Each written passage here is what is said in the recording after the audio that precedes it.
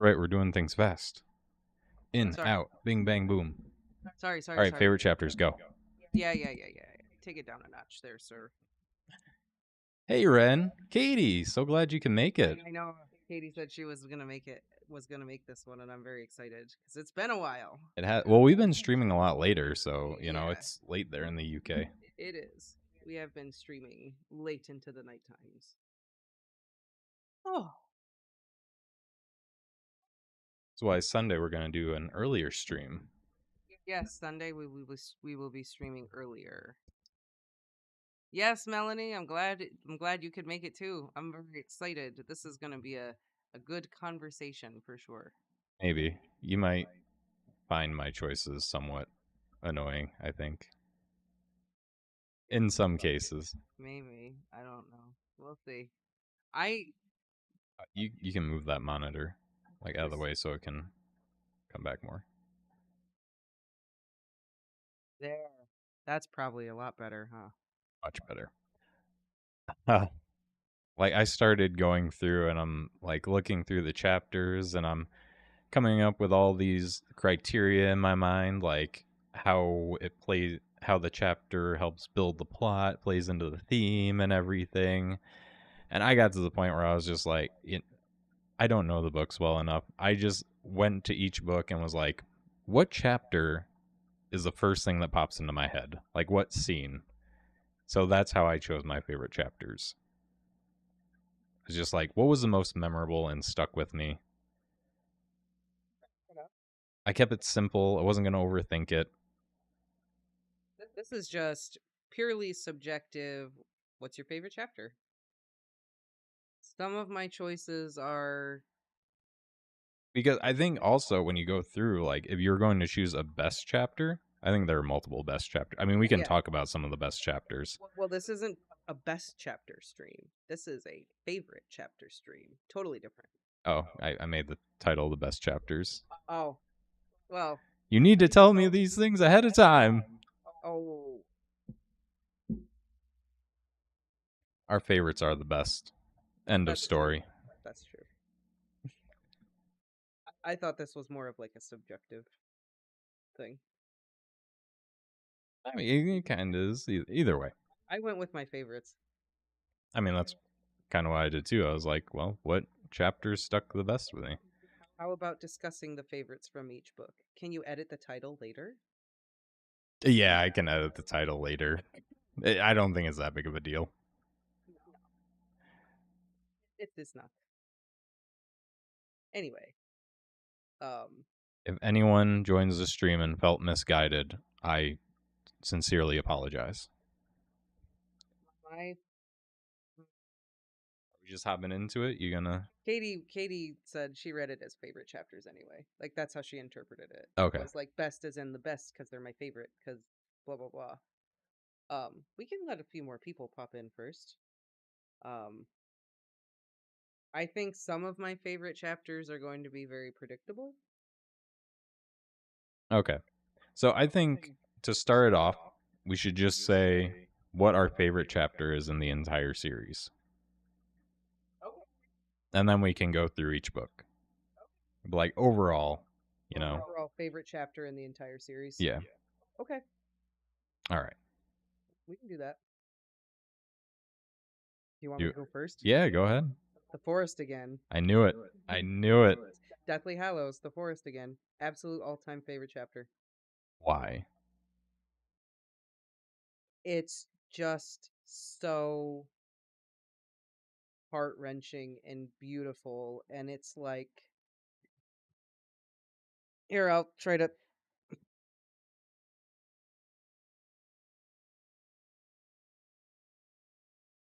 Here, I'll move that monitor. maybe that's better. The work week is over. Okay. I'm sorry. Melanie's just saying I sound quiet. Um oh wait. Hang on. All right. Is that better? Maybe that's better. It's like right in my face now. I have to sit very like specific. Um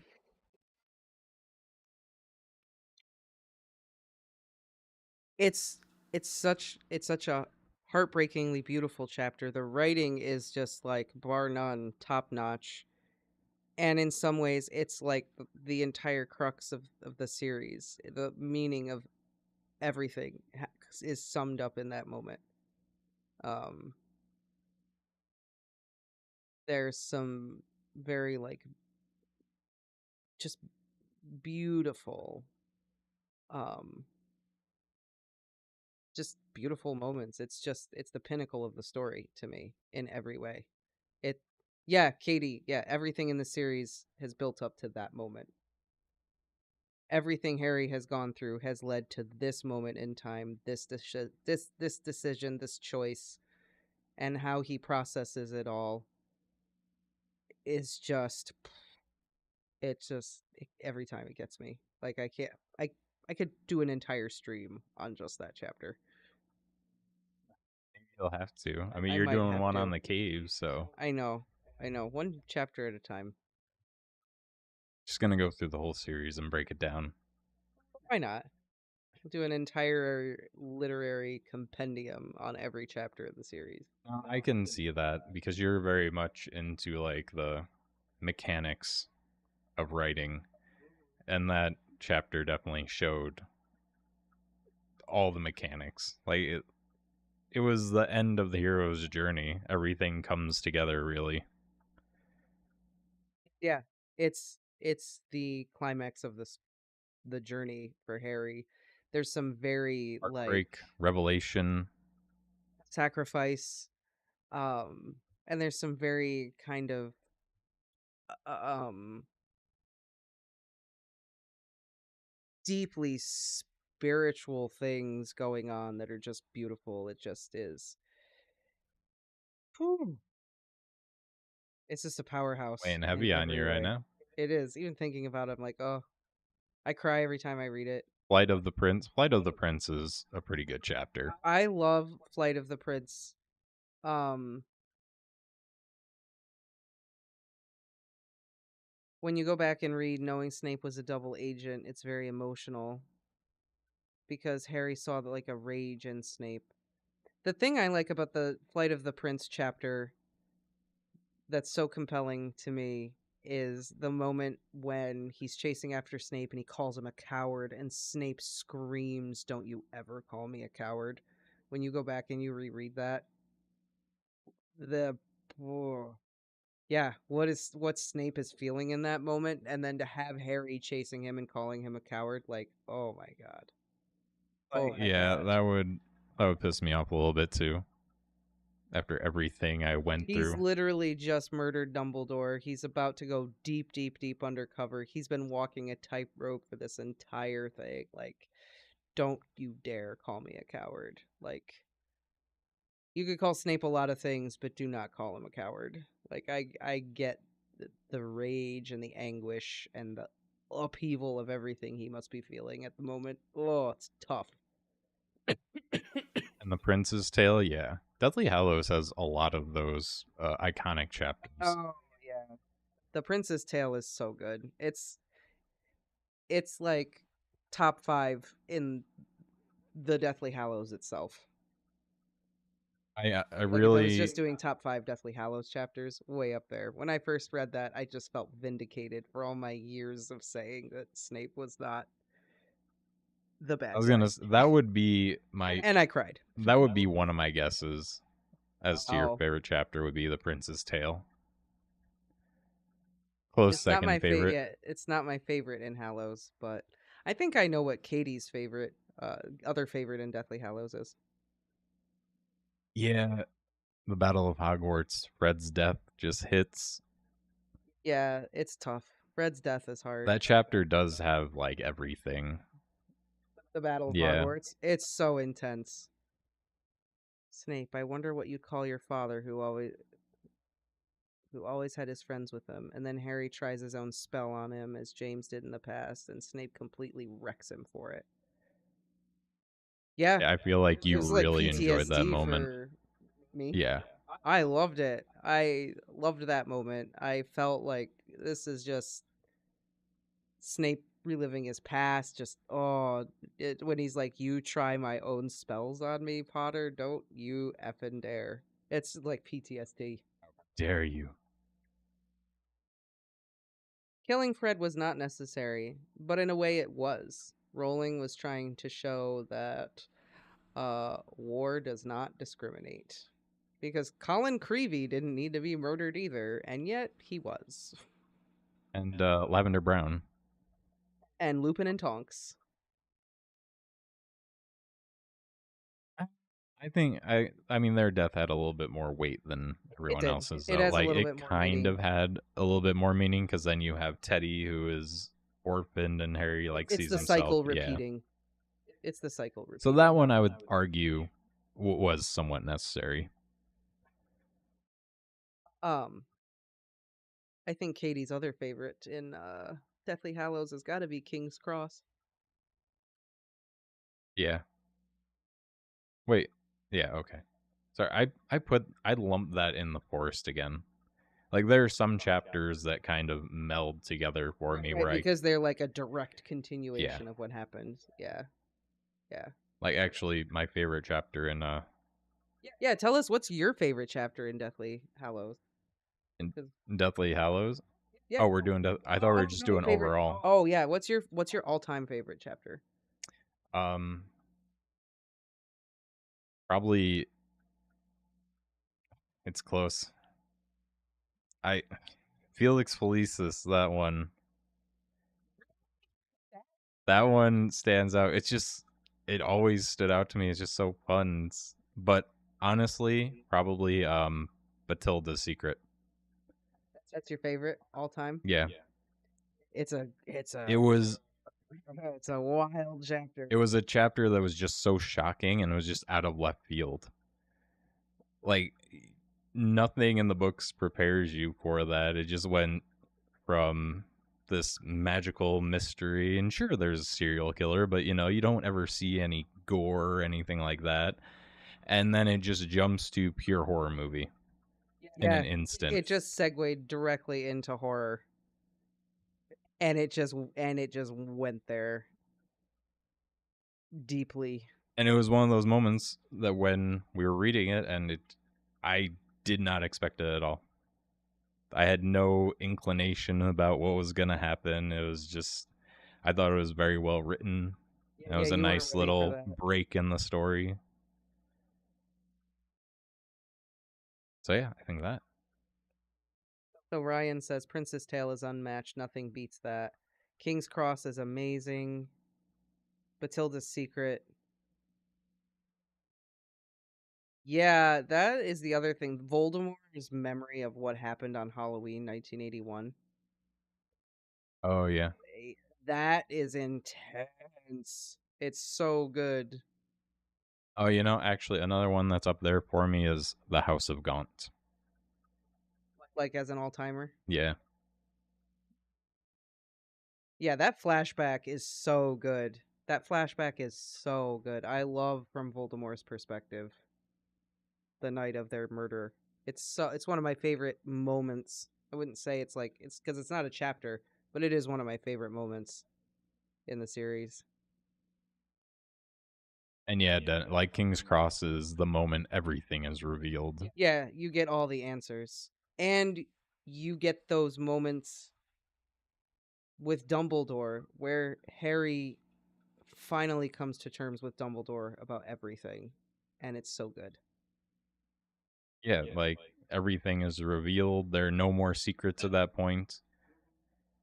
So good. It is. It's good. So, okay.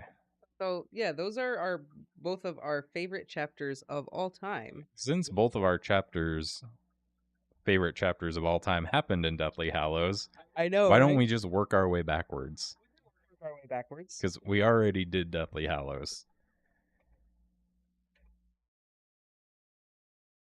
All right. So, do you want to go next? Going back to Half Blood Prince. I think I know which one you're going to choose, but I think of book 6, House of Gaunt is the chapter I think of because it leaves such an impression, but it's not my favorite chapter in 6. In book 6, Spinner's End, the House of Gaunt, and the one where Slughorn and Hagrid get drunk together. Aragog's Burial, I think is the name of that chapter. Or no, it's After the burial. after the burial. Yeah. Um. So yeah, all right. Should I go first again? Yeah. Um. My favorite chapter in Half Blood Prince is House of Gaunt. Yeah. Yeah. I knew it. You Yeah. talk about that chapter so much. It's my favorite. I mean, It it is is my great. favorite. It's the first chapter where you really understand why Voldemort is who he is. I thought Katie might like the cave. I was thinking about it on the drive home, and I was like, I feel like the cave is probably Katie's favorite chapter. And the reason why is because I'm just like, it's a great Dumbledore chapter. And I was like, it's like Dumbledore, one of his best moments in the series, and I'm like, that's got to be Katie's favorite. That's how I got to that conclusion anyway. It is. I mean, it's you gotta love it if you love It's a Dumbledore. brilliant. It's you get I'm the writing a thing best of about it. Dumbledore. Sass, brilliance, a little bit of anger, weakness. You see Yeah. all of Dumbledore. You see Dumbledore using magic in a way that you've never seen magic done before, Yeah. which is true. Which I will still say is one thing that they did right in that movie. Like his little firestorm thing looked awesome. It says you Exactly how I see his pictured it. mind working in real time. Yeah. Like you get to watch Dumbledore in action figuring things out and how he operates, and it is very cool. It is very awesome. He's not just all knowing. He still has to figure things out Yeah. step by step like the rest of us. He puts his robes on one leg at a time. House of Gaunt to me is just, in a way, you didn't even need some of the other chapters about Voldemort. It just says so much about who he is, where he came from, who his parents were, and I wanted that information. And it just had such strong To Kill a Mockingbird vibes to me that it just spoke to me on such a level. It's just such a good little window on how pathetic and despicable human beings can be sometimes. Like in a real life kind of way. Like this brought the series into real life, and it's magic and dragons and stuff, but here is like, this is real life mental, emotional, sexual abuse, familial dysfunction, like everything, prejudice, and it's real, and it's in Harry Potter. And it just uh chef's kiss.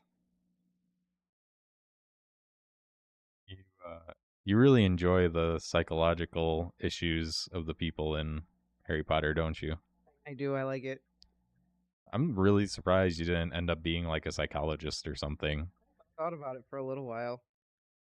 I thought about foraying into forensic psychiatry at one point, Right. Well, being like a profile or something. see it. So you kind of went down the dark, grisly, downright disgusting road of the Gaunts for this. I went in the complete opposite direction. You went for the brevity part of the book. Yes. The, that's what's so great about Half Blood Prince. It is so dark. The good times with our man Slughorn. It's so dark, but then there are these other moments that are just so light, and like Half Blood Prince, I think, is the funniest book. Like my favorite chapter, After the Burial. I knew that was going to be your favorite chapter. I knew it. Between Slughorn and like Harry, I knew it. I think that chapter had like a perfect balance of like storytelling. It had some emotional components with Slughorn's regret for having told Tom Riddle to begin with, and he feels a bit of responsibility for everything that happened. And you also have just the fun of seeing Harry on Felix Felicis. It's great all around. Like that chapter just had everything. It did. As you would say, chef's kiss. I watched a little bit of Criminal Minds, but I wasn't super into it. Um, Harry, my boy. I really liked this show called Most Evil with this forensic psychiatrist who would analyze different killers and place them on a scale of evil and why he thinks anyway, he argues for scientific definitions of evil, and I really liked that show. I've heard of Medium, but I've never really watched it. I'm really like with crime stuff, I'm very like picky, and I tend to really stay more in the vein of documentary and true crime rather Didn't than you like watch all the Ted Bundy file episodes I on have Netflix literally in a watched day? everything humanly possible about Ted Bundy, I think. I don't think there is anything about Ted Bundy that I have not read or seen. Kind of weird. It's a little weird, I know, I'm sorry. Um Old Teddy. What a guy. not just Ted though. I What a don't I'm charmer. not I'm not so partial to Ted. There are others in my life, okay? Yes, Dream of Hogwarts, not Ted Bundy. We're not talking about that. Dream of Felix Felicis. And Slughorn passing you a drink. Harry, my boy. Dumbledore tells Harry his theory that Merope loved love potion Tom Riddle, then had a kid with him. So against his consent, yeah, but there's no reaction by Harry to how bad that is, nor by Dumbledore. I mean, I think Dumbledore just kind of didn't react because Harry's still a child at this point. It was just like, I'll let you come up with your own conclusions on that.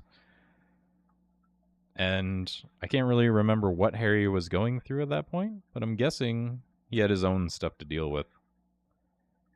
And also, it's hard to feel bad for Voldemort I think and anyone associated with him. it was more important to iterate what happened rather than delving into why and the implications. And I think it was more about Dumbledore getting across what events occurred. I also feel like it is that way so that the reader can draw that conclusion as well. It also might just be that this was marketed as a children's book and she didn't want to go into all that when it I was still mean, marketed to the young maybe, adults. yeah, she had to Maybe she did, word it and in a way that it's implicated, but you're not going to out and out say it. maybe her editor had her change it. Maybe she did go into it, and her editor was like, no, we can't put this in. Parents aren't going to like this. I think the implication is there. I don't. I think you can read it within the context. I don't think you have to out and out say it. Also, I'm not sure if Harry thought about it. To be completely honest with you, I don't know as Harry would have Yeah, made that leap. that's just what I meant by like not caring about Voldemort. He doesn't, give it the time of day to even think about the implications associated with it. Right. He's also still trying to figure out how love potions even work. So I don't even know if like he would have made the connection. And he had a lot going on. There's a lot of So things happening. there's that. All right. Anything else you want to say about this book? Any, runner-ups you want to give some credit to? Melanie says she loves how Bella drills Snape in Spinner's End, but also how Narcissa's love for Draco supersedes any loyalty toward Voldemort, and even Bella chooses Narcissa over Voldy here. Yeah. That is true. It is a really nice chapter because as crazy as Bellatrix is, this is the one moment we see her like going against Voldemort. Like any To a other time we degree. see her, she's very much like, I would do anything for him. No one matters more. But she will do this for her sister. Yeah, but she Yeah. didn't tell Voldemort, which is doing a lot in this situation. Yeah, she doesn't tell Voldy, and she hides it because she clearly knows occlumency as well. Yeah. She's just not as good at it as some people. It's a good chapter. Narcissa's love is incredible in that chapter.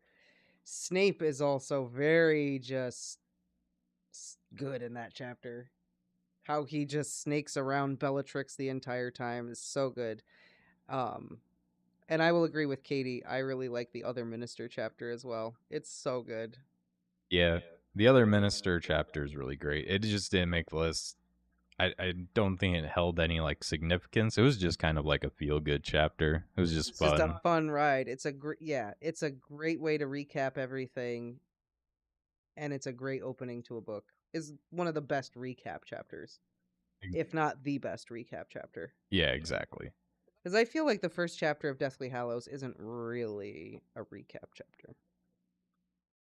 I can't remember what the first chapter was, so. The Dark Lord Ascending. Oh yeah. I don't consider that to be like a recap chapter. When he has The meeting the Muggle affairs teacher, teacher. Yeah. yeah. Um, so I don't consider that a recap chapter. So I would say the other minister is probably the best recap chapter. It's really good.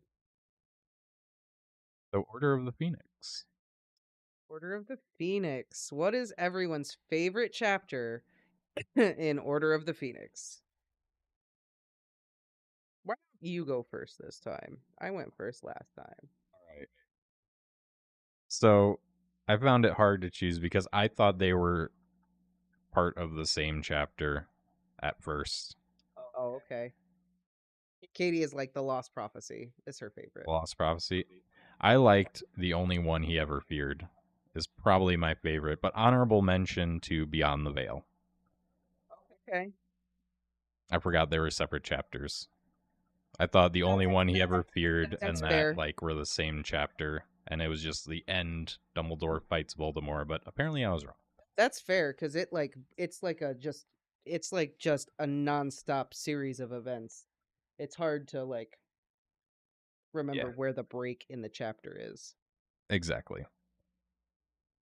But Department of Mysteries, Harry's hearing before the Wizengamot, and the woes of Mrs. Weasley.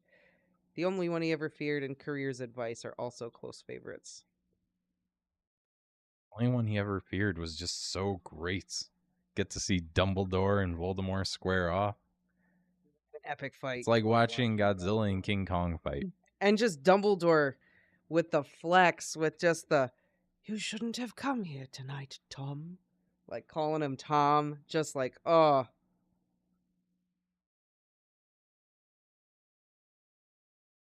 The only one he ever feared in the chapter where Harry wrecks Dumbledore's office. that's the Lost Prophecy. Is that the Lost Prophet? Yeah, that's where you get all the information.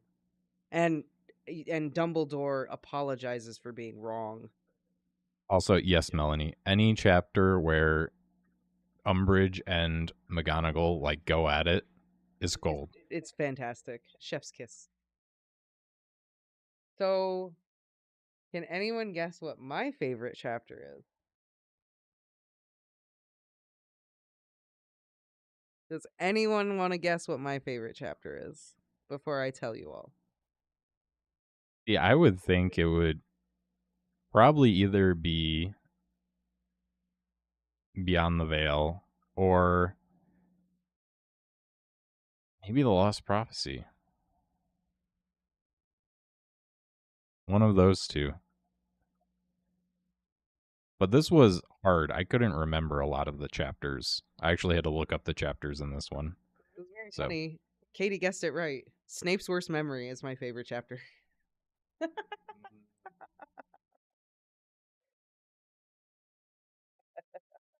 just like picturing Snape in his underwear. No, no. It's my favorite. You know, but yes. Ew. It's my favorite because you finally get the crux of Snape's issue with his dad. It's there in black and white. Like that was not a good look for James and Sirius. This is just It was terrible. It was bad. It was bad, bad, bad. And then like Snape like freaking out on Harry is always fun. Um, but I love that chapter so much because then you think like, oh wow, this is what it is. This is why Snape hates him so much. And then later at the very end of Deathly Hallows, you get the payoff of no, that is not why it's his worst memory. It's his worst memory because it is the moment he lost Lily forever. And it was just the worst moment in his life. So good. The sadness, the I like that it's a surface level thing and then you get to the end and then you can go back and then when you reread it you're like, "Oh my god, here it is. This is the moment where like everything changed and it was terrible and he lost her for good and it was Is awful." it worse when you know what to expect and you know like the true reason behind it? It has more emotional weight because when you're reading it again, you're watching this guy literally belittle and bully this person. Then he loses Lily, and then has to watch her marry this guy. Like A lose lose. it's a lose. It's shitty, and it's just like Guess it's a oh lose lose lose. Gets embarrassed in front of the school, loses the girl, and then the girl dates his bully. yeah. The trifecta of awful events. It's a series of unfortunate events. Uh, and I just liked just that I always like those little peeks into like the Marauders' lives as well. And like James, I enjoy the moment of like James just being obsessed with Lily and totally in love with her. And like how you could see how James and Lily got together. Like I love the idea of James being this rich, popular kid and just being so into Lily Evans and her just being like, get the hell away from me. And whatever happened, happened. But I love the little side bits of things going on in the chapter as well, not just the Snapeness of it all. Series of unfortunate events sums up Snape's whole life. I could picture Lemony Snicket like writing a book and narrating a story about Snape. If you're looking for a book with a happy ending, I want to warn you, this is not it. Yep. Please turn away now and read something happier. Yeah. And read The Adventures of Arthur Weasley. Exactly. I'm sure Arthur Weasley and the Adventures to Discover Electricity. Eccultricity. Eccultricity. Yeah. Has Big's opinion changed on Snape's redemption, or is he still non-redeemable? You ever said he wasn't redeemable. I You did just at said he's one a bad point. guy. Oh, you did. Oh, okay. I still think he's a bad guy, but less of a bad guy. Less of a bad guy. But still, Snape calling her mudblood makes Lily's bad friend behavior, taking humor from such a thing being done, her friend go and unapologized for. If Snape is irredeemable, why is Dumbledore redeemable for switching when Ariana dies? Oh, this is a no. We can't talk about this. This is too much. No, this is we no. That's a whole stream, which I think we did already. So we can't go down that road. This is a chapters discussion. No character analysis. Maybe a little bit, but no. Okay, but I will just say, because Dumbledore is too charming to hate. Wow. Stick to the scripts. Okay. Yep, stick to the script. Come on. We're not Dumbledore we're is too not charming to we're hate. not talking Wow. about Dumbledore and Snape right now. Come on. Okay. We're going to the next chapter. What are you doing? The next book. So I picked my favorite chapter, and now that I'm thinking about it, I'm like, is that my favorite chapter? I think so. Is it? Yeah, there's a really close runner-up though. What chapter is it? No, you go first again. Okay, I gotta look. Can't remember. Because I had to write down the chapter titles. Yeah. Okay. Well, you saw it, so it's no surprise to you. But the egg in the eye. That's my runner-up chapter. I freaking love that chapter so much. Oh my god, it's so good.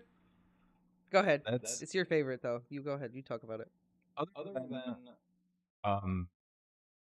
the chapter was when they were in the grave when Voldemort resurrects. It was like the only other chapter I remembered from that book, like vividly. So It was the drawing I did, right? That's what.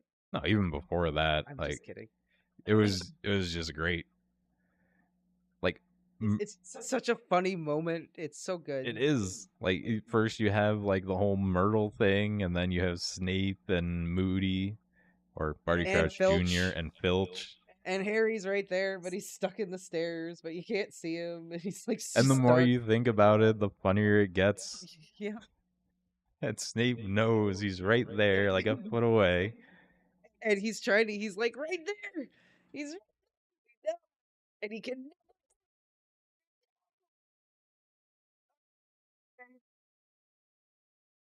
Those And moments where Harry is lucky that it was Barty Crouch Jr. I feel like Moody would have sold him out.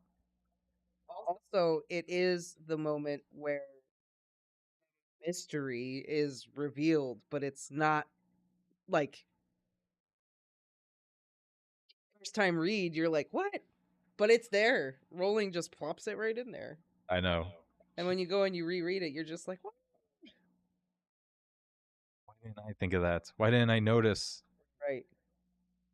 Parting of the ways, because I love Sirius supporting Harry when he's retelling what happened at the graveyard, Dumbledore's gleam of triumph, and then Dumbledore's back and forth with Fudge. See, I kind of had a feeling Katie would pick that chapter because again, it's a Dumbledore's greatest hits. I did like He is so good in that chapter. His whole conversation with Fudge is fantastic. I did like the chapter where they come back and they find out that Voldemort's back, and they find out that Moody isn't actually Moody, because it's the one time. Veritaserum, Yeah, think. it's the one time that we see Dumbledore when he's not under the influence of magical drugs. Uh, you see like a chink in the armor. It's the first time you see a chink in the armor, Oh, you when know, Dumbledore where is he like, like oh, loses it. He's yeah, always this calm person, and you he's see like like, truly oh, angry this time. it's the first glimpse that Dumbledore is in fact human, and he can make mistakes and do wrong. Mm-hmm. I do enjoy Dumbledore's discussion with Fudge. I do like Sirius too, just having Harry's back and like being supportive. You don't get a lot of moments like that. You don't get a lot of moments, period, with Sirius, and that is one of the best ones. Yeah, that's true. Um, Have you said your chapter yet? the gleam of triumph in Dumbledore's eye is such a good line. It's the best setup, and it's one line, and it's the setup for like everything that comes later, and it's so good. But no, I have not. Um, I have not given my favorite chapter. Please let us know. What? What do you guys think it is?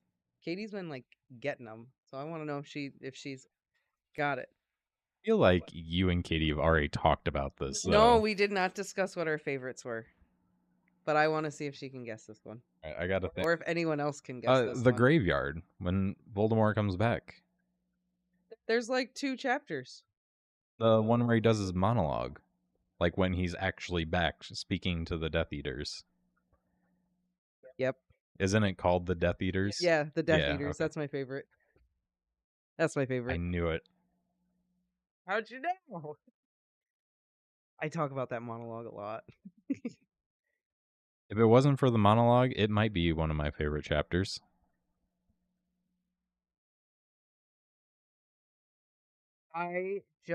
It's an all-time Voldemort chapter.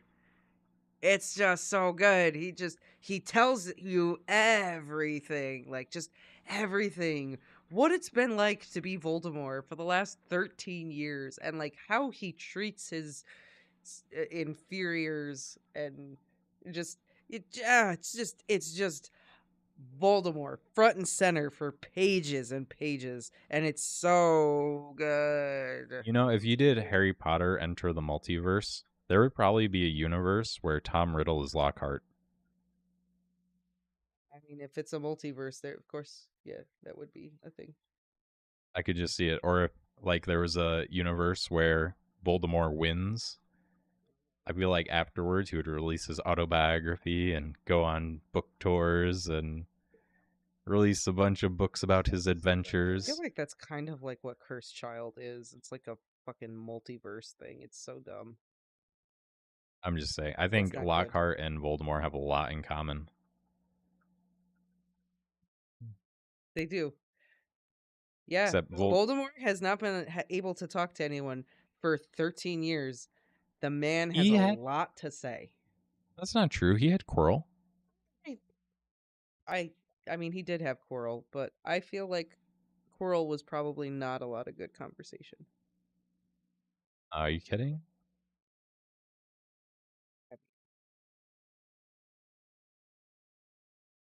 I think they had a great time. They were too busy plotting. Maybe, yeah, maybe there was no time for like They emotional were like connection. best friends, staying up all night, plotting their revenge on Harry Potter.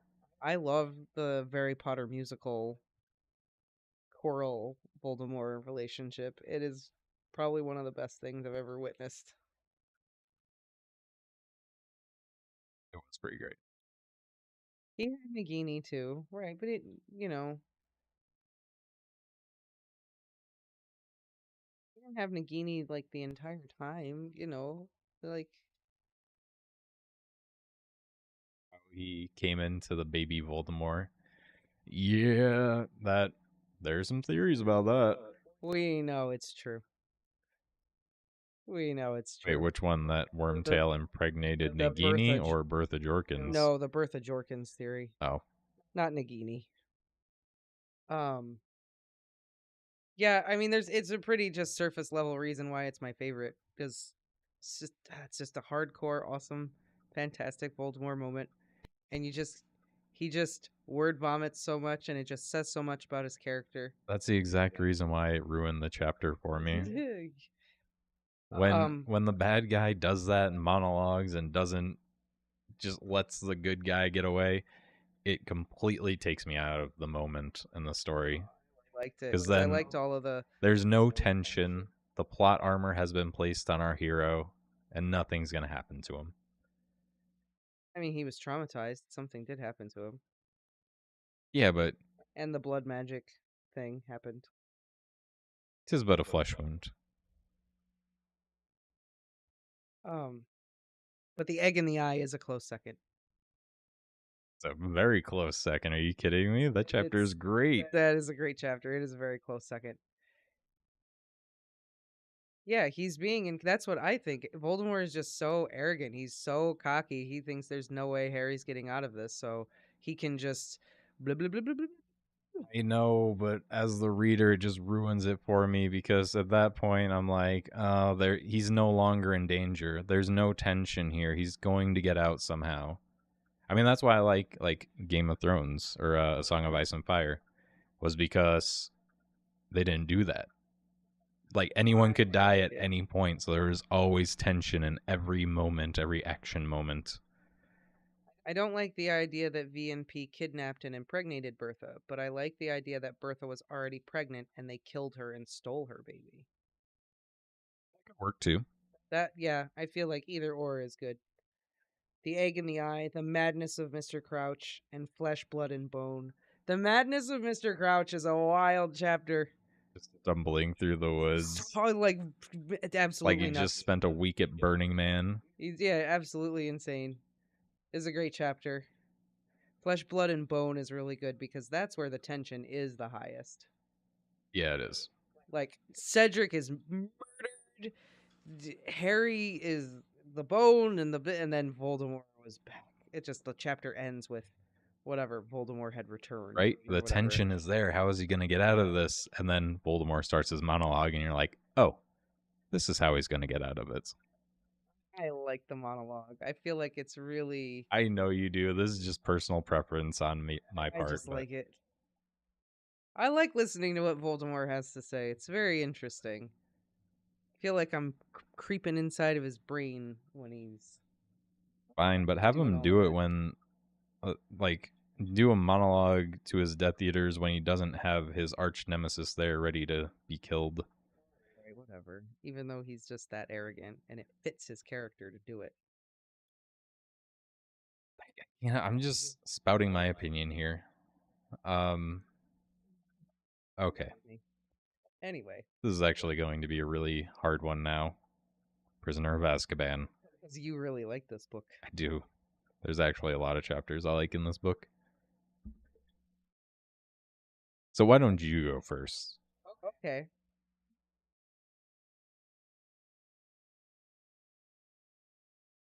You don't know, do you? I do. It's hard. Hermione's Secret. Ooh, yep. Hermione's Secret is pretty great. Hermione's Secret is really good. I'm thinking that some HP titles, particularly Book 4, are parodies of movie titles like The Egg and I, The Madness of King George. That's actually very true. That's very cool. I never thought of The Madness of King George, but that is exactly what that is. That's so funny. I love that movie. I have to go through some more of the books and see if there are any correlations. Right? I know. We have to look. I know there are chapter titles that also correlate to like different books. But yeah, it would be interesting to go through and see what other ones there are. Um, my favorite chapter is Moony, Wormtail, Padfoot, and Prog. Dang, that's a pretty good one.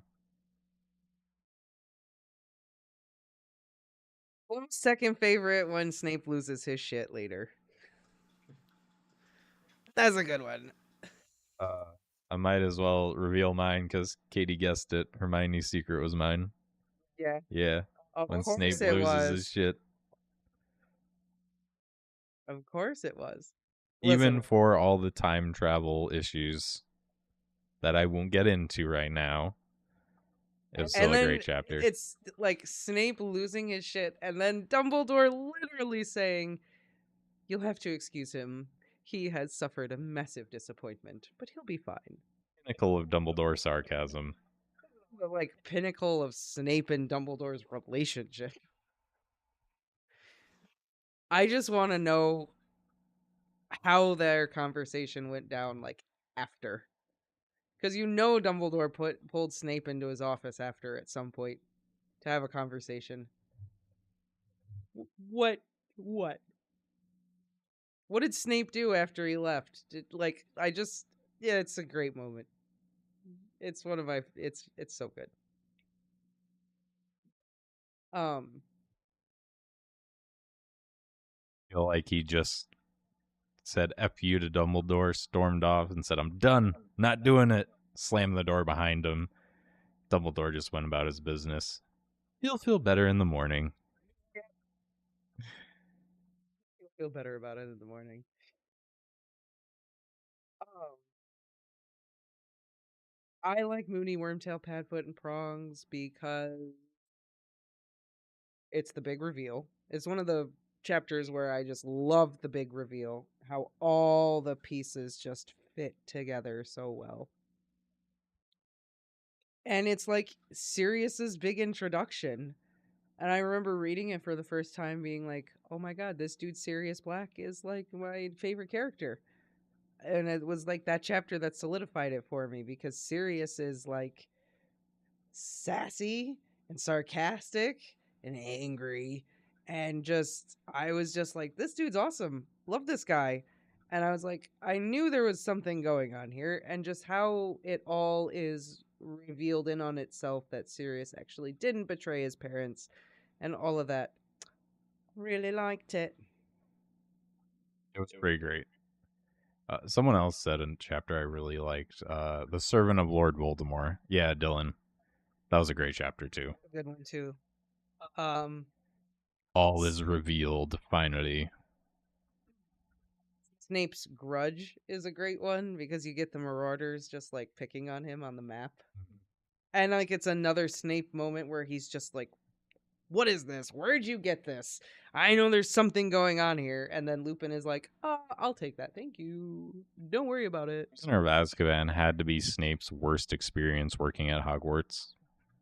Like the whole book is Yeah. just bad luck after bad luck. Yeah, Snape has like a Insult rough Snape. time.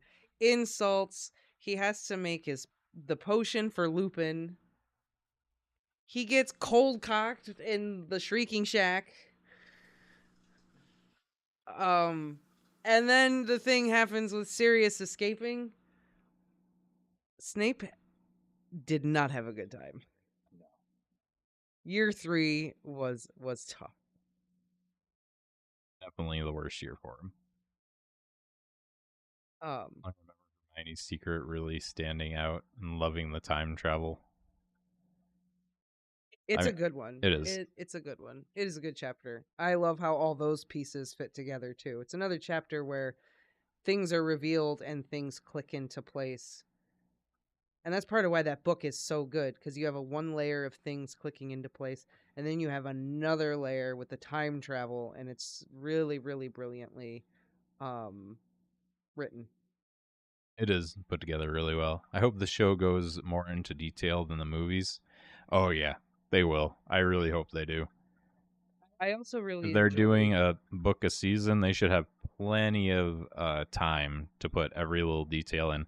They could even add like little things like, Yeah, what was Snape and Dumbledore's conversation like afterwards. that's what Katie said. She's like, I wonder if we'll get more like behind the scenes moments. That's That what would I be would like. awesome. If they were going to change anything from the books to the show, that's what I would like. Is more. Yeah. Don't alter anything. Add more. Um, Or even just like little glimpses, like you're walking by Snape's office and he's just like cursing and making the potion for Lupin.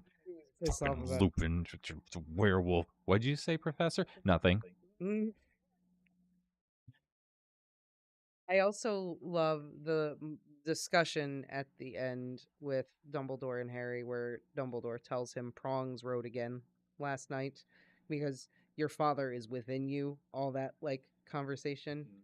Um, I liked that. It's a tiny moment, but it's a good one. Um, yeah, when you leave yeah, it does. When you leave the Shrieking Shack, you're like, oh, Harry and Sirius are gonna live together. This is gonna be great. Yada yada yada. And then Lupin turns into a werewolf, and then more shit goes down. And yeah, Pettigrew escapes, and it's just like, what the fuck? What is happening? Honestly, I did kind of like most of the chapters with Trelawney in this too, because she's just such a whack job. You're going to die, Harry. Okay, but what about this? You're gonna die faster. Like it's nothing but doom and gloom. Yeah, Prongs rode again last night. It's so good. It's so emotional. I love that moment for Harry and Dumbledore.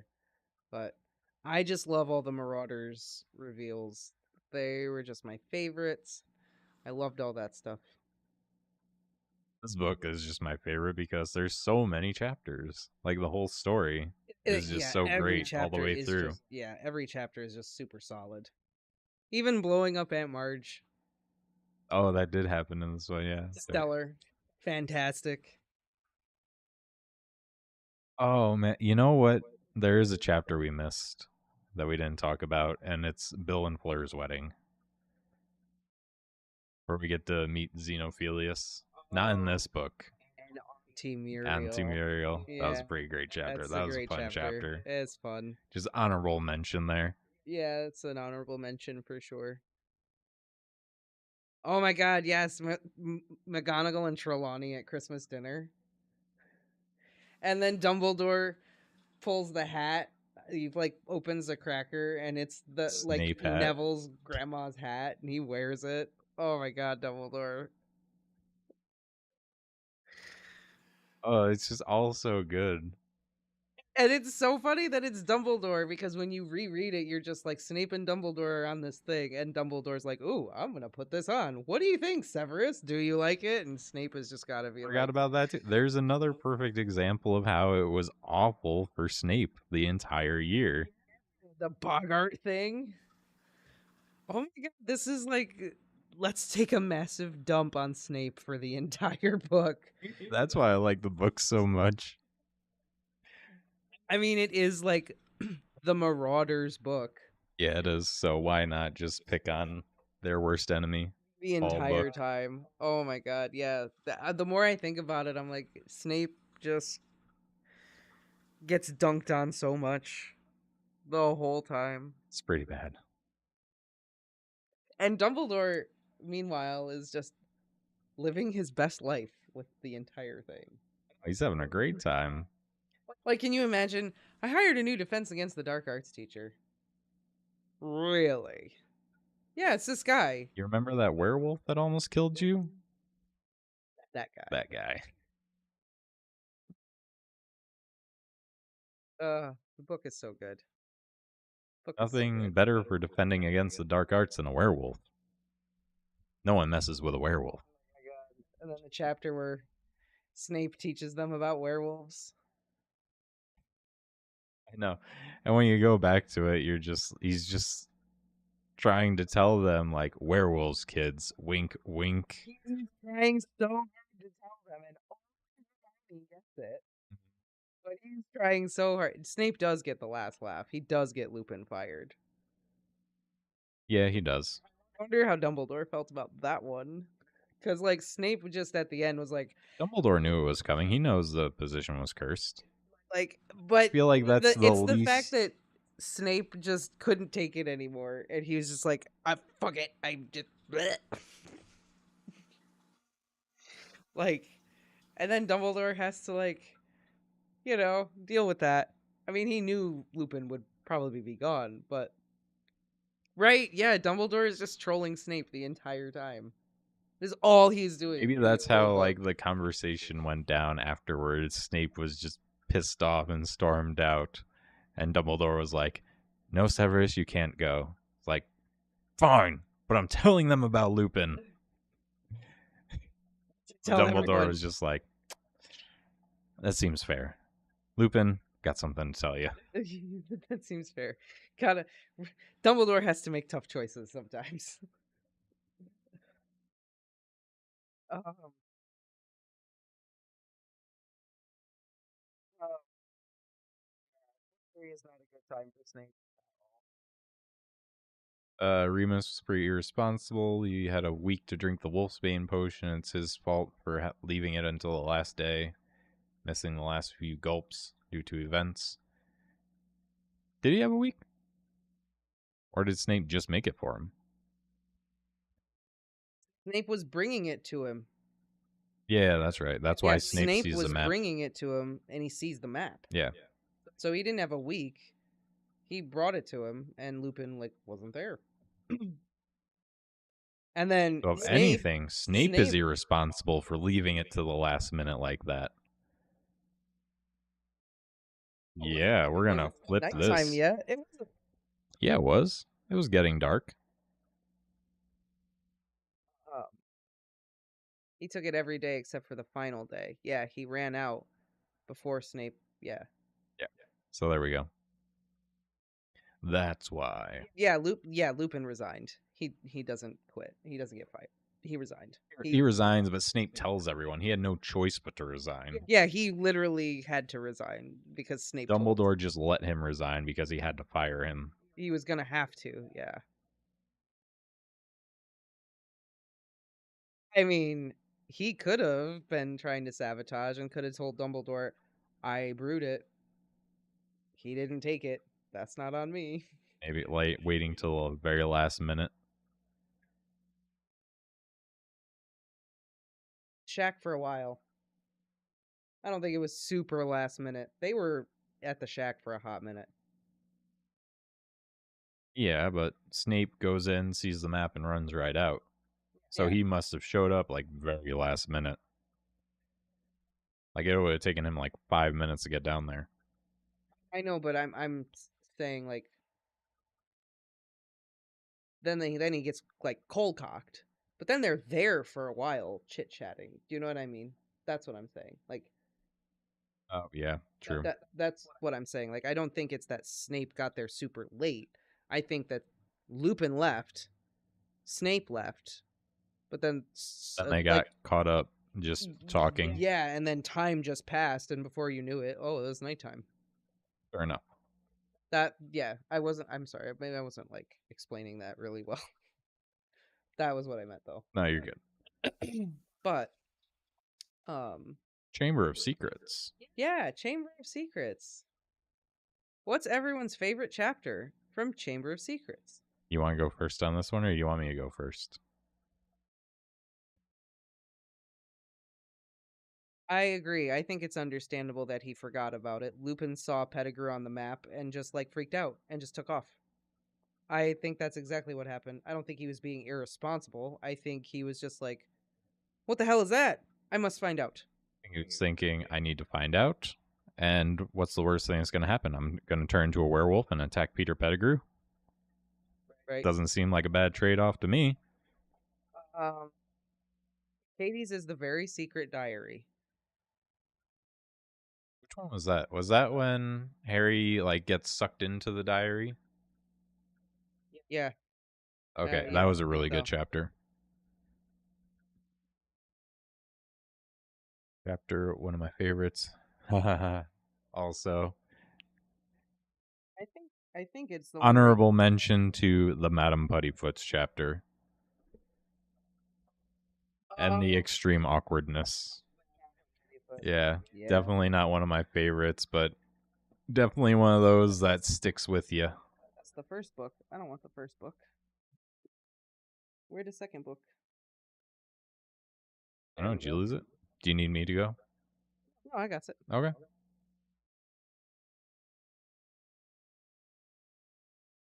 Harry's trip into the diary.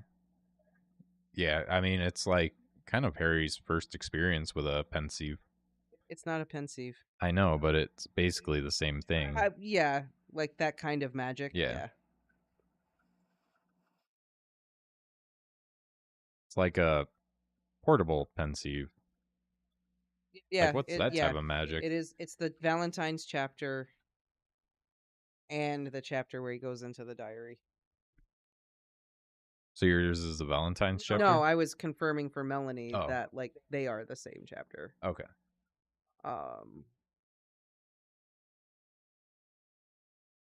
The burrow. Yeah, it does give you that cozy feeling. the burrow is good. So I'm actually gonna side with Dylan on this one. The Heir of Slytherin is my favorite. The Heir of Slytherin, when they're in the chamber. You are welcome, Melanie. Basilisk. When Tom Riddle. yeah, when Harry is just like, Tom, we have to help Ginny. Tom, she's unconscious. I know.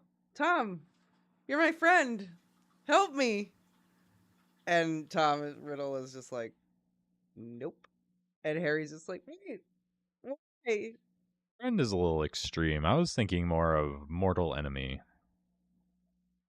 And then the whole like, I am Lord Voldemort thing. It may be Tom Riddle's monologue might also have something to do with it because we get a nice Voldemort monologue in there too.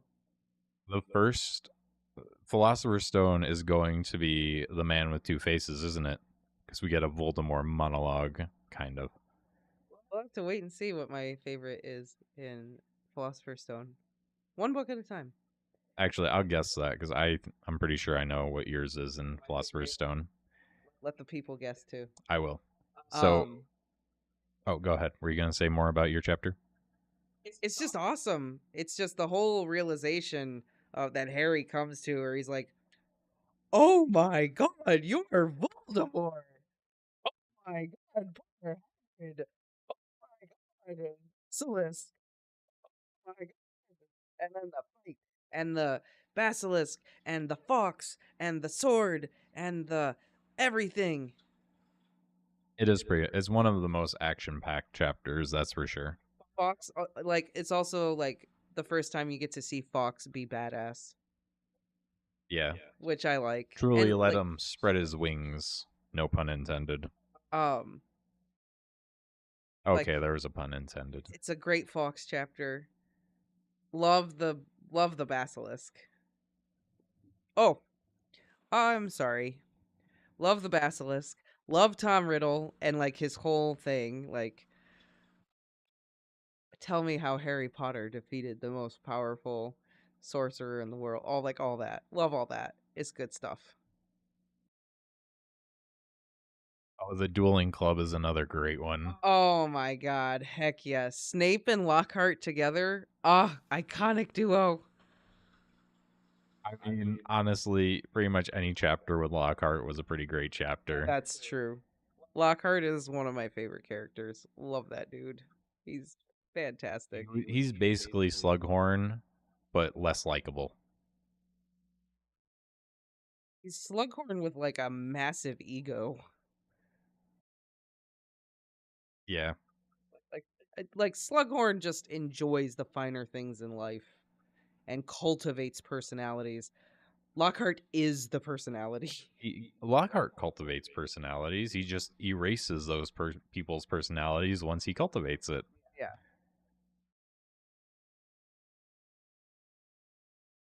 Do what he did, and Harry responds, "What? Drop my wand?" Or when he tries to fix Harry's arm Oh my god. and The just rogue turns it bludger into to liquid jelliness. Oh my just god. a wet noodle.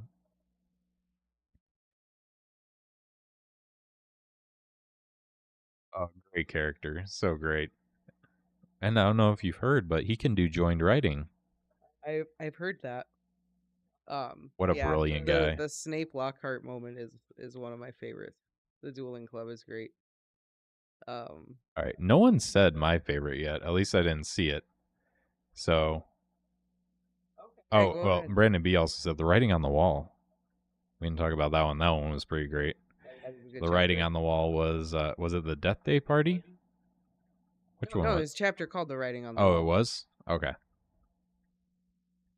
I thought that was part of something else. That's what that's what I'm saying, Melanie. I think Slughorn is he cultivates personalities like you scratch my back, I'll scratch your back. Gilderoy is very much ego Yeah. for sure. Um So no one the said mine. My favorite is Aragog. Hey, Yeah. you that's your favorite? Yeah. Well, you got kind of a trend for like the spooky Yes, I kind of do. because Batilda's secret and all that. You kind of had a It's trend. also just one of those chapters where, again, it had everything. It had a little bit of that spooky vibe, but then you had the comic relief in Ron. You got a lot of info on the plot and what really happens. Yeah, And hey, gotta love seeing the car. I knew I was gonna say and Ford Anglia for the win. the car. Dennis said his favorite is Aragog, Oh, you did? and Oh, you sorry. missed I it. missed it. How dare you? Okay, someone did say that then. But yeah. Oh, yeah, I see it now. I think Aragog is pretty good. Kind of another one, those info packs, but also a danger going on. Yeah, pretty much. Aragog's just a great chapter. It's a good one. I love it when Aragog is like, "Goodbye, friends of Hagrid. We won't harm Hagrid, but we will." But you guys look tasty. Yeah, yeah, yeah. I love how the car is described as a turquoise dog. That's how I picture. I think that's why I like the car so much, and I wish Like it a came dog. back again. Cause yeah, It's like a vehicular Beely. yeah, Yeah. it's always there when you need it. You feel bad for Fang in that chapter though. If J.K. Rowling does not own a Ford Anglia, like, what's the point of her having millions of dollars? Really?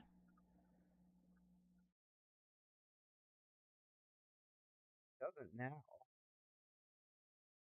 It's like a Bentley or something now. I Like would still keep a Ford Anglia.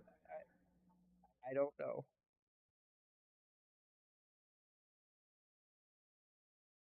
Oh, oh, my goodbye, friends of Hagrid. Usually agree. Not on Snape though. Yeah, that's That's that's fair. fair. Um, but now we come down to it. Our favorite chapters in the first book, the one that starts it all. I'll be honest, this one was the hardest for me. This Like, one was like the easiest for me, really? other than 7, this one was the easiest for me. And I also think I know which chapter is Katie's favorite chapter. I think it's the same as yours because I know yours. It's the Mirror of Erised.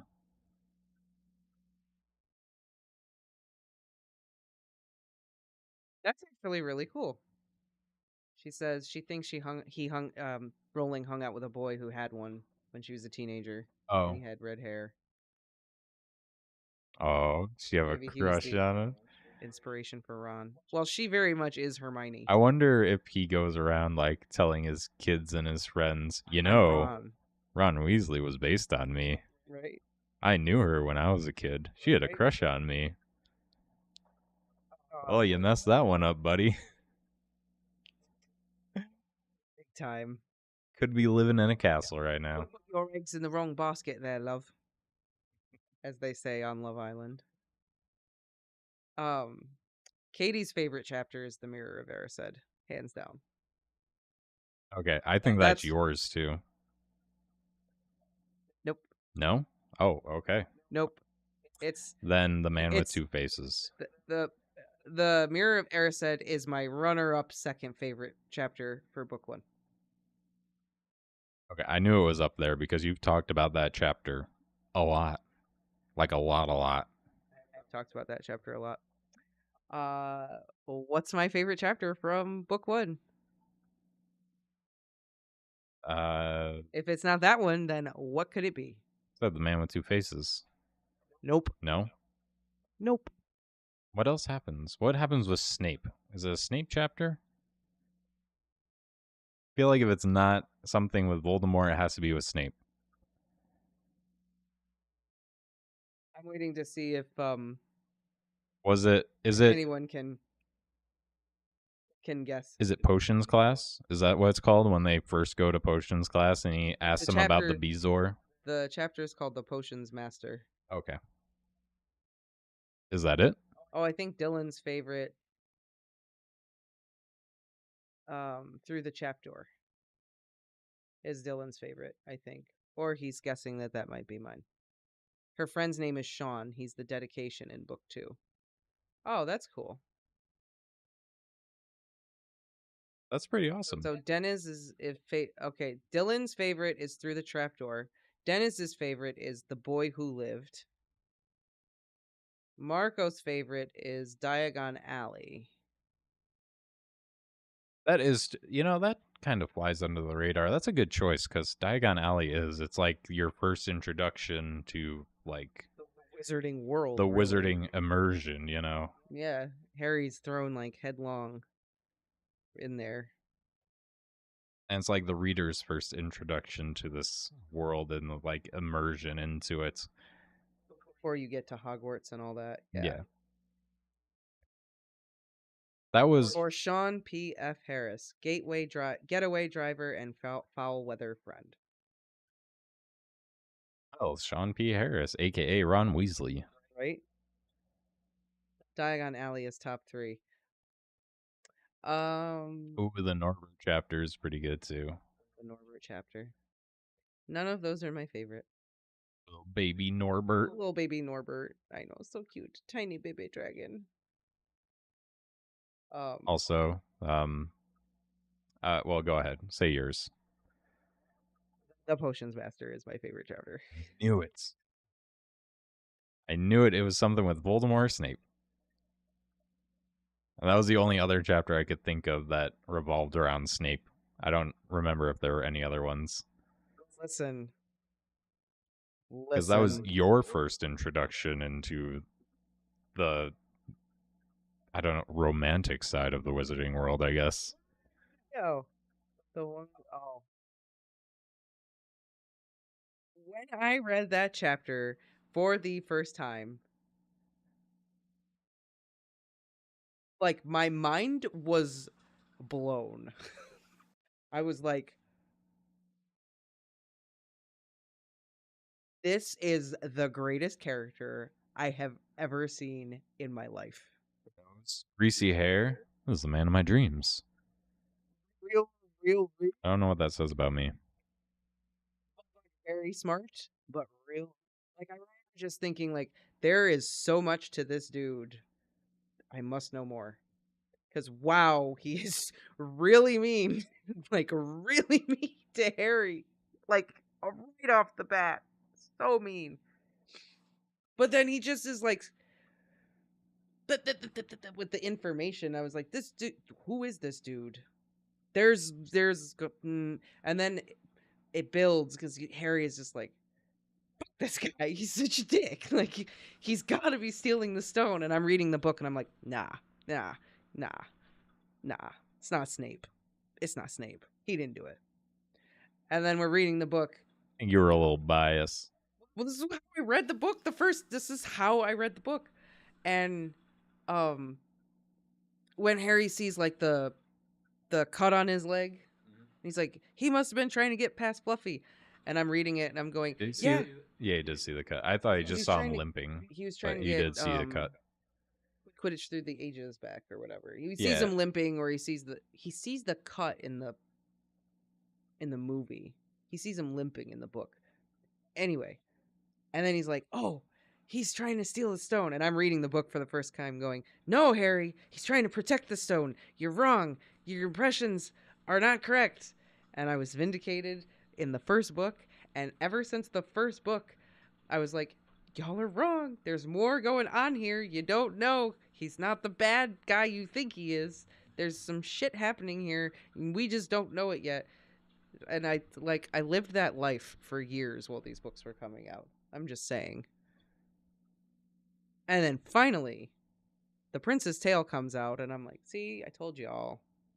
Told ya.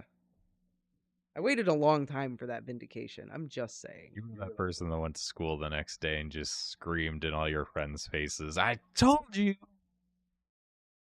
Weren't you? Yeah. There may have been discussions. Yeah. I don't blame you. I would have done the same thing. And Katie's like, that was not my impression of Snape. And I don't think that was anyone else's. Listen, guys. I love those characters are like right up my alley. Those are my favorite characters all the time. The either the bad guy or the really messed up, terrible, just fucked up characters, because I don't know what else to say other than Snape's got issues, man, like for miles. Emotionally and mentally broken characters. Yes, I love them. They're like my favorites. Maybe it goes hand in hand with your love of like psychopaths and killers and criminal investigation. Maybe there's a connection. True crime. Also, hey, Vane, we're doing great. Yeah,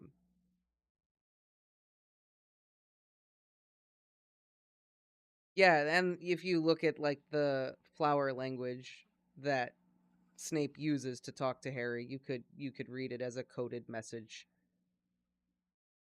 to Harry about his mom, which also just adds a whole layer to it that's really very lovely. Yeah, it is. The powdered root of asphodel to an infusion of wormwood. I just love how he grills Harry too. He's just like, "Tell me, Potter, where might I find a Bezoar?" And Harry's like, "Oh, it's my first day."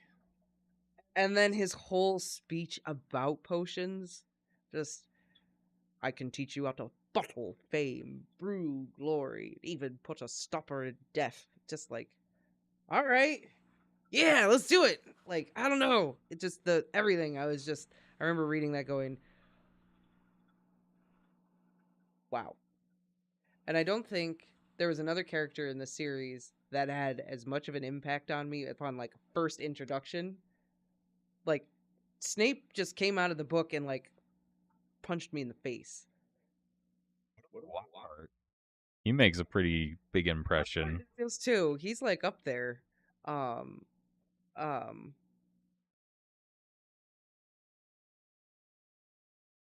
the chapters in order? We will. We will. Oh, okay. He really is so mean to Harry. He's so mean to him. He's so mean to Neville. He's so mean a lot. But he's my favorite. I can't help it.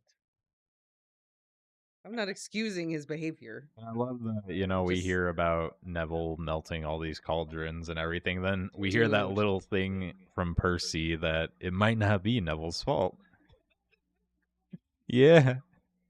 What if that's the case? What if Neville wasn't bad at potions? He just had to buy cheap cauldrons that were super thin and was melting through. I mean, I think he was still bad at potions. yeah, he But was bad. But I can also just picture Snape. How many times did Neville like melt a cauldron and like he has to clean that up? it's a flick of the wand. Is it? Yeah. Is You it? can we talked about like cleaning poop, Yeah, but maybe cauldrons are different maybe. since they're a But magical did I object. say mine? No, we've just been No. talking about. You got on Snape and Sorry. God. Well, Listen, I was trying to convey the not that impact that that chapter had on me as an 11-year-old girl reading this book for the first time. well, I mean, not that you care, but mine is through the trapdoor. Let's talk about Snape. I'm just kidding. Yeah, it's through the trapdoor. It's That's your favorite. honestly, again, I thought it was the same chapter, which was through the trapdoor and Man with Two Faces. But those two chapters, They I just thought it was flow. one. Yeah, But they're like two. They're like a giant thing chopped in half. yeah, I thought the confrontation with Voldemort was like the end of that chapter, and then when he woke up in the hospital wing, it was the next chapter. But so yeah, I think through the trapdoor, them going through all the trials and everything, and each character gets a moment to shine. It brings everything that they've learned from the story around to the conclusion. It was great. I liked it. His little conversation, or no, not through the trap. That's the other chapter. I was going to talk about his conversation with Dumbledore, but never mind. That's the next chapter. Through the trapdoor is great. It's just action, action, action, and I love that moment where Hermione is like, they're like, start a fire, and Hermione's like, I don't have any wood, and Ron's like, are you a witch or not? Like,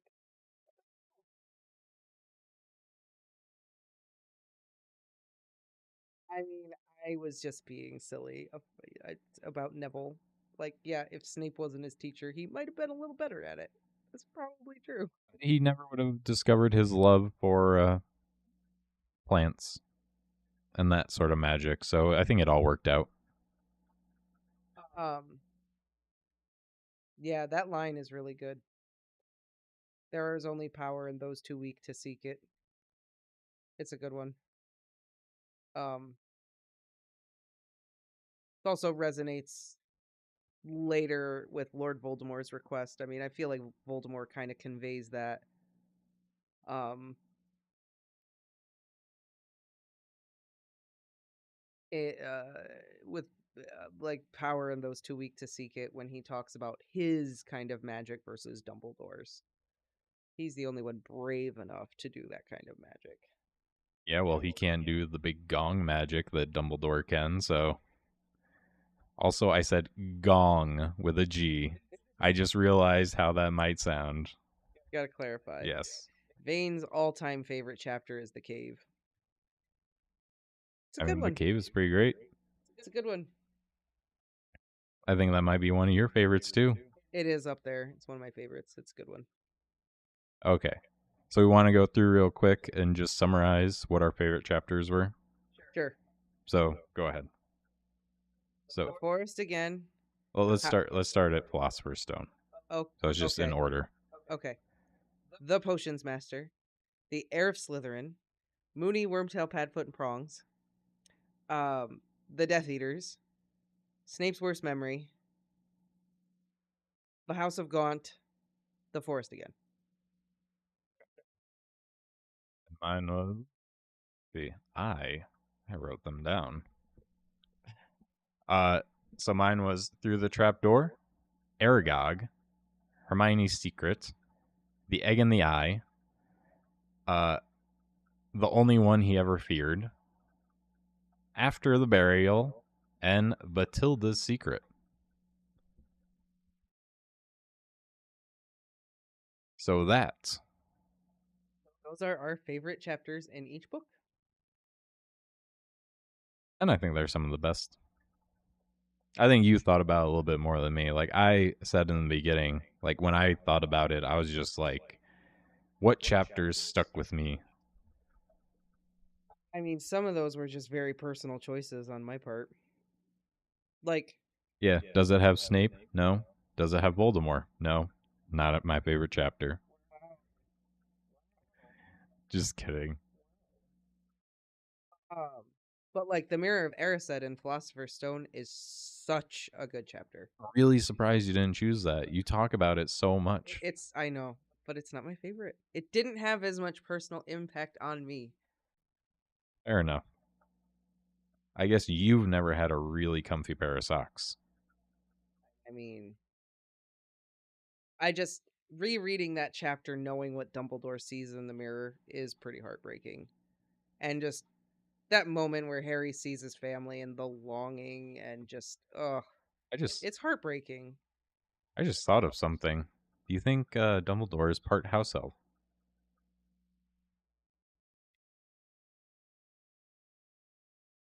I know he didn't really see the socks, but he sees the But socks in the mirror. I bet you that's what Dobby sees when he looks in the mirror. too bad Davi will never look in the You mirror. stop. He's doing fine at this point in the story. Yeah, Katie, like all your favorite chapters are either Harry Dumbledore or Dumbledore and someone else. So you want to pick on me over here for with Katie? She's like, "Is it a Dumbledore chapter? No, nope. Is it a Dumbledore chapter? Is it yes? Is it a Dumbledore being awesome chapter? Double yes. Like I had a good, mixture of chapters in there. But like you pointed out, I tend to lean towards the spooky chapters. You did pick a couple of like spooky ones. I really think Aragog was that spooky. I mean, It's spooky for that book. if you have arachnophobia, yeah. But like some of those Harry Dumbledore chapters are really, really, really good. Like they are really, really good. Like the Hermione's Secret, greatest Dumbledore chapter. Great Snape chapter. That might contend with Snape's worst memory. Great Snape chapter. And I don't mean like in terms of chapter, I mean for Snape as his Yeah, worst memory. yeah. Snape's worst memory. Snape's grudge. Hermione's secret. Probably some of Snape's worst moments. Just I think at that point, Dumbledore had to stop Snape from going in the bathroom and obliviating himself.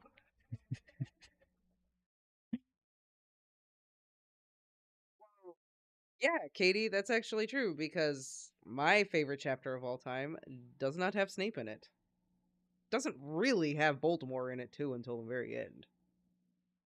Wait, which chapter was it? Our all-time favorite chapter is the forest again. Dumbledore's not in it. Snape's not in it. And No, Voldemort is only in it at the very end. He's not like in it. fair enough. So, But he is in it. yeah, for like 2 seconds. I It's was, not about Voldemort. yeah, that was I thought Snape gave Harry the tears at the beginning of that chapter. But I think that was a chapter in itself, wasn't it? It's prior to because he's already watched the he's already watched everything Oh, yeah. when he goes into the forest. So it was previously. It's like the Battle of Hogwarts or something. Okay, fair enough. Um,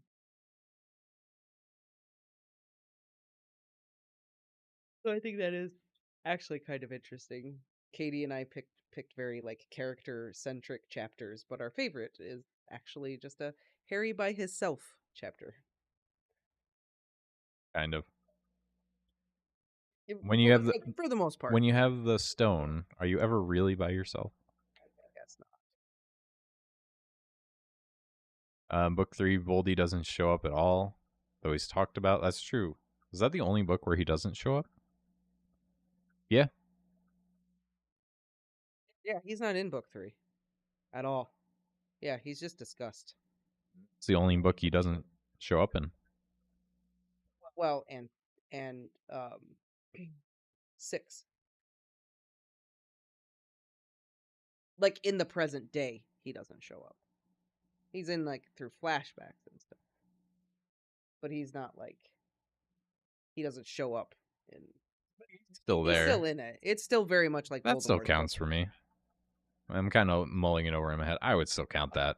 Technically, he doesn't make an appearance in Half Blood Prince, like in the present day. But yeah, his flashbacks are there. Mama D's got your back on this one.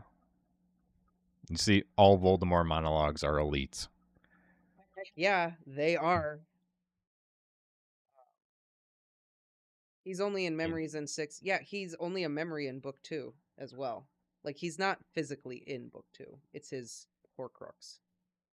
Yeah, but that's a piece of his soul. That's him. That's probably at this point as much of him as actual him is. By all the like splits. So I would count that personally. Oh, are they? And doing like doggy twitches. It's about his past, but he isn't truly in it. Oh, and Half Blood Prince. Yeah, that's 6, right? Yeah. Yeah. So that's one you're talking about. Yeah. Yeah, he's not truly in it, but you know. I feel like if we can count the diary, since it's technically kind of like memory Horcrux, I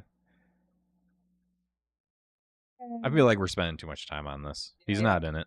Yeah.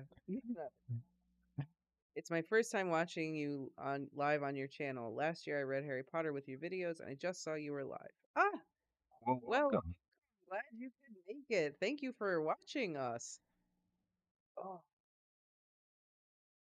Then you have to count Prisoner of Azkaban because Harry has Voldemort's soul in him, so he's always present. Oh, there we go, the loophole. Voldemort's in every book because he is always with Harry. there it is. There it is. Man, I feel like you could do that as a bet at a bar and win some money. I don't know what bar you'd be at where that would be an acceptable bet, but I don't know where they do sign me up. trivia night at the bar, right? Biggs, what's your all-time favorite chapter? Um, oh, which one did I say? Batilda? Yeah, it was Batilda. Batilda's Secret is his all-time favorite chapter. Batilda was my all-time favorite just because of how it kind of caught you off guard.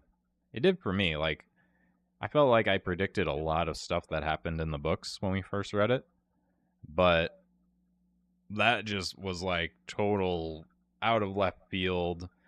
You went from mystery, serial killer, somewhat of a young adult, straight to like horror style chapter.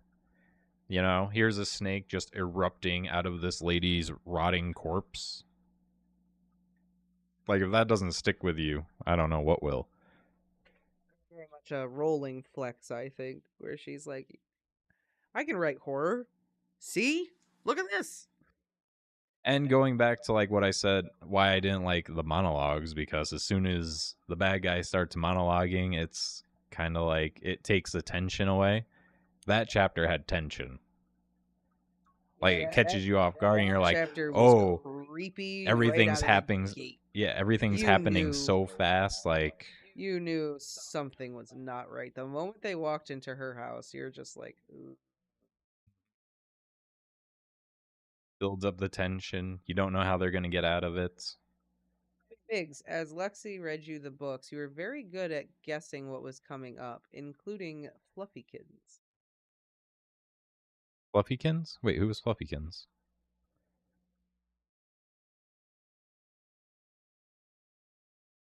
Uh, Do you know who Fluffykins is? I'm trying to remember. Yeah. Well, I read the books again from the beginning. Maybe not from the beginning, but I think there are certain books I might go back and reread. I bet you'd reread Goblet. Yeah, I think that's the book I remember the least about, to be honest. I Goblet. think you'd reread Goblet. I think you'd reread Azkaban. Oh, she meant Fluffy the three-headed dog. Oh. Wait, what did I guess about Fluffy? I don't. I don't remember at this point. Well, the Sorcerer's Stone. I watched the movie before we read those. Yeah. So Dennis is like, "Wait, you read the books to him?" Yes. That is how the channel started. It started with me reading the books to him, doing accents and voices and the whole nine, and he'd never read them before. So This is how determined she was to make me read these books. Because she was like, you got to read them. They're so good. I'm like, yeah, I'll get to them sometime. I'll get to them. Like, you got to read them. Like, sometime. I promise which I means will. never.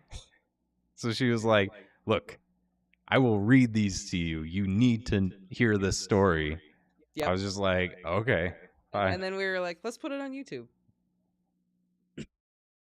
Oh, Melanie's saying you guessed that his name was Fluffykins. Like you guessed the name. Oh, I did? Yeah. Oh, My all-time favorite that theory was that so he long came ago. I honestly don't remember. um I one of my all-time favorite theories was that Lupin was serious. It seems so right. He was so sure Lupin was serious. It wasn't even just that the theory was good, it was that he was so confident he was right. There was another theory that I got wrong in that. There was something else I got wrong, and I was like, it's okay because I know who Sirius Black is. You said maybe Crookshanks is serious or something. I know you said that at one point. I can't remember. You had a lot. There were a lot of theories, and I haven't watched the videos in a long time, so I don't remember. Um, Thank you, Dylan. Oh my gosh, jeez. Said they will never listen to another narrator read the books. Oh, wow. I am very flattered. It was a blast reading the books to him and like going on his first foray into Harry Potter with him. Like when I read them, I just read them and like my friends read them and we like all read them together, but we were all finding the things out together. This time it was like I knew what was going to happen and I got to watch somebody like try to figure it out, and it was blast. It was a lot of fun. I enjoyed it. I will never be able to do it again. I know. Do you have any other series you want to read to me? Dylan said I was upset when they got taken down on this channel. I was going to listen to them one day and they were gone and was anxious for them to be re-uploaded. Well, have you checked out the second channel? We re-uploaded them on a second channel. We did re-upload them on a second channel. I worked very hard not to give anything away. Um, and I don't think I really spoiled anything. Oh, he has them. Okay. He listens to them every night before he goes to sleep. All right, sweet. I was just about to pull up the other channel and link it. Thank you. I am so glad that everyone likes how I read the books. Yeah, you did a great job. I tried. What I'm saying, you should just like email Rolling. Let me read these. Be like, hey, let me publish these. I should. I should ask her. She'll let me read them. I mean, there are a Give lot you of 5% of the revenue. there are a lot of people who are very not happy with the audiobook that is currently out for A Song of Ice and Fire. Why? Who reads that one? It's a guy who's I guess since passed away, but He was a very old English man who read the books very much like this, but however, when Danny starts to speak, he talks like this. Actually sounds great. I would love to listen to that. And they're like, we need a new audio production of A Song of Ice and Fire. And I'm just like, I mean, I'm here. Call me. Tweet at Martin. I could. Listen to this chapter sample. Tell me if it's any good. What chapter would we send him? Maybe the one we just read. I don't know. The Renly and the Peach chapter. We do the audible versions. The way she does the voices is great. Keeps you interested. I know, like, did you just come up with the voices, like, on the spot, or did you have them, like, worked out? For Harry Potter? Yeah. Um Like, when you read through them, did you start reading it out loud to yourself? And, like, doing the voices? just like in my brain. Oh, okay. Like what they sounded like in my head. And then some of it I guess was a little bit influenced by like the Jim Dale audiobooks. Some of it was influenced maybe by the movies cuz like Hagrid. Yeah. But I mean like how else would Hagrid sound? I like your impressions cuz you give me an Alan Rickman woman vibe with the way you say some stuff. Thanks. I'm not sure how to feel about that, to be honest. So, Alan Rickman dressed up like Neville's grandmother.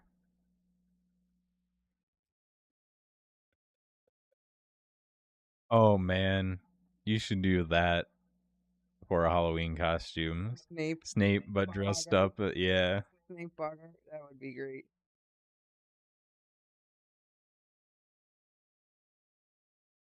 No, I got it. It was a I mean, yeah, compliment. Dennis, go check it out. See if you like how I read the books. It's on the second channel. And thank you. I appreciate it. Oh,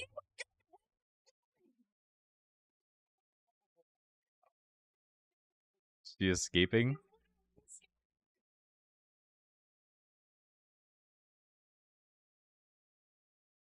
That was one of the best parts of the. Oh, that was a great part of the movie. That was a great part of the books too.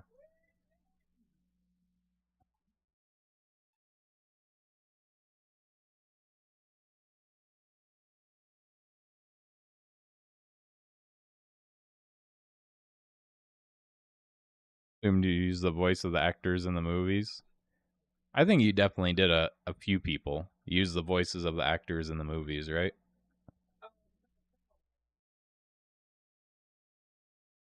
Yeah, a couple of them. Like Hagrid was definitely, from the movie. Oh,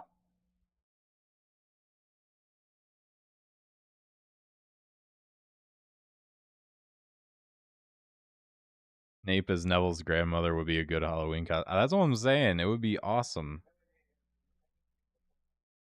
You could definitely pull it off. Should I dress up as a spider in rollerblades? I should be Lupin.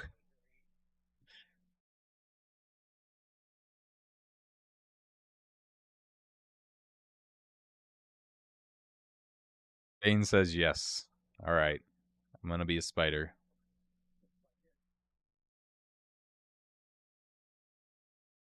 What were some of the other ones? Remember, it was it like Padma Patil or something had had one. What was it? Big Jack in the Box or something, I think. Oh, okay. Yeah, I couldn't really do a Halloween Tilda costume with of the that. snake coming out of her neck. Ooh, that would be a good one. That'd be a We good have one. we have that giant plush snake. Ramona Yeah. does. Could use that. It looks kind of like Nagini. Yeah. It does kind of look like Nagini. Ooh, I could do that. Ooh, I like that idea. Can someone do a me ma'am Seamus Finnegan impression? Hey, ma'am. What the fuck is that? What? Podcast Hey, that I listen ma'am. the podcast that I listen to, the guy does a Seamus Finnegan impression, and he's just like, "Mam's muggle, mam's a witch." That's how he does it. It's You sorry. sound like an angry Cartman. Ma'am. That's what I just thought of the podcast. I'm sorry. Katie would know what I'm talking about. Um, yeah, no, I think you're right. Padma's Bogart was a mummy in the book. Yep, Jason from Binge Mode. That's exactly what it is. She knew what I was doing. No, if I was gonna like really do Seamus Finnegan, it would probably just sound like me dad's a muggle, me mam's a witch. Bit of a nasty shock for her when she found out. That's good. I was so thrown off because, like, I've heard you do it. What is that? That is not it. There was a Seamus Finnegan for everyone.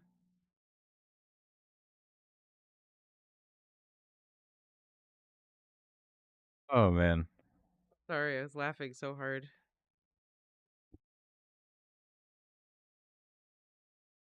So, do you have anything else on any more of the chapters? No, I think we covered it. I think we got it. I feel like you said that in slightly Scottish accent or Irish accent. No, I think we covered it. Sorry. No, I think we've covered it. I think we've got it all. It might have been too high pitched. Yeah, it might not have.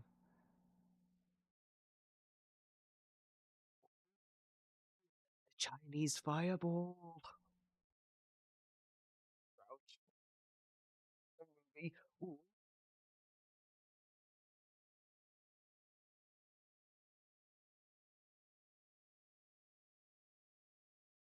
Oh, man. Such great times. Yeah, But I don't know. I think we pretty much said what we wanted to say. pretty much, yeah. I think that covered it. I'm pretty excited because tomorrow we get to jump into Game of Thrones and talk about some of those theories, and they get crazy. Yeah. So, yes. So, Dylan, the next stream, we are going to talk, we're going to switch gears and we're going to talk about A Song of Ice and Fire and some of our favorite A Song of Ice and Fire theories. And let me tell you, you thought Harry Potter theories were wild. The world, the A Song of Ice and Fire community has had 12 years to think about what is happening. So there are some wild things out there. I've already got one that's actually one of my absolute favorites. Two, actually. When I think about them. Um, one of them, um, is kind of just like a blah theory, but I really like it. Another one is just kind of wild, but I like it. It's probably not true, but I still like it. Which one is it? I'm not telling you, it's for tomorrow. Oh, wow. You're really going to make me wait? Yeah, Okay. yeah. Got a little teaser. Dennis is like, I got theories, and Dylan is like, tomorrow. Just wait till Yeah. tomorrow. Tomorrow, same time, 7 o'clock. Yep. Yep, same time, 7 p.m. We will be here, and we will talk about A Song of Ice and Fire, and who's the secret Targaryen and who isn't. I know. We already talked about some of the theories in Harry Potter. But it's the thing about A Song of Ice and Fire that I love is actually that it's not done. Because that just leaves it open for so many possible theories. So much wild. That's what I'm saying. 12 years for a series that's not done. Woo. Gym sessions every time, and I don't mind it one bit. awesome. That's awesome. Yeah. Fantastic. I mean, I think that's a wrap. Yep. So, all So right. we will see you guys all tomorrow at 7 p.m. Everyone, take care. Have a fantastic Friday night. And thank you for joining all. Wow, I butchered that. Thank you for joining us, everybody.